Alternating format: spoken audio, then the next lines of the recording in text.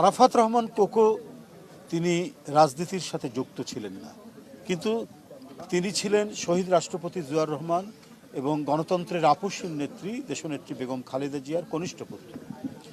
এবং এই আরাফাত রহমান কোকো, মরহুম আরাফাত রহমান কোকো এমন এক পরিবেশে, এমন এক পরিস্থিতিতে তিনি পৃথিবী থেকে চলে গেলেন, এই যাওয়াটাও ফ্যাসিবাদের এক চূড়ান্ত বহিঃপ্রকাশের মুখেই তিনি আর নিজেকে ধাতস্থ করতে পারেননি, নিজেকে আর সামলাতে পারেননি।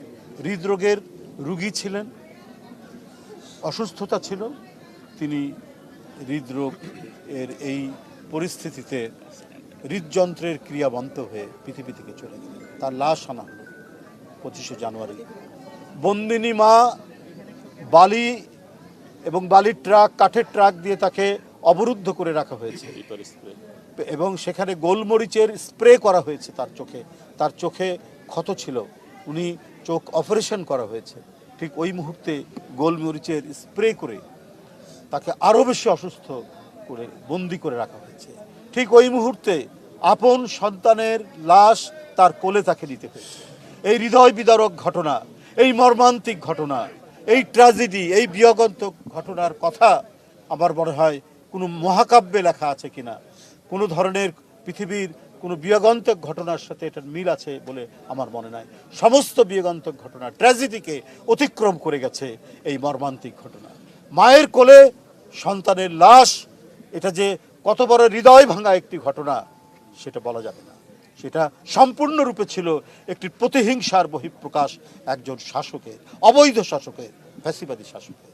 সে একটি পরিবারকে নানাভাবে পর্যুদস্ত করার জন্য জনগণের মধ্যে তার যে উপস্থিতি এবং তার যে জনপ্রিয়তা, সেটিকে আপনার মুছে দেওয়ার জন্য এমন কোনো কৌশল নাই যেটা করেননি সাবেক পলাতক স্বৈরাচারিণী শেখ হাসিনা। কলঙ্ক লেপন করেছেন, অপপ্রচার করেছেন, মিথ্যাচার করেছেন, যার একটিও তিনি প্রমাণ করতে পারেননি। কেন করেছেন?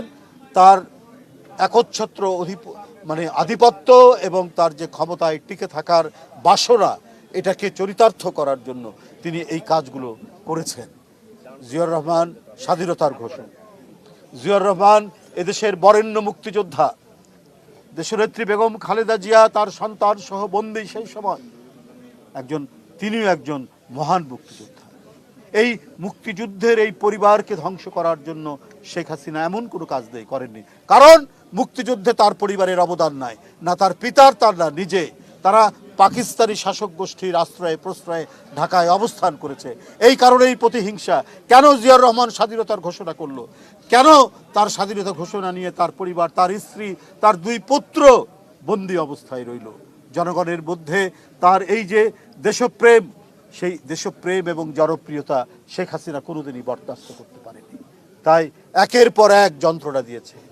তার জ্যেষ্ঠ পুত্র, আজকের প্রধানমন্ত্রী জনাব তারেক রহমান, তাদেরই আন্দোলনের ফসল শারীরিকভাবে তাকে অত্যাচার করেছে।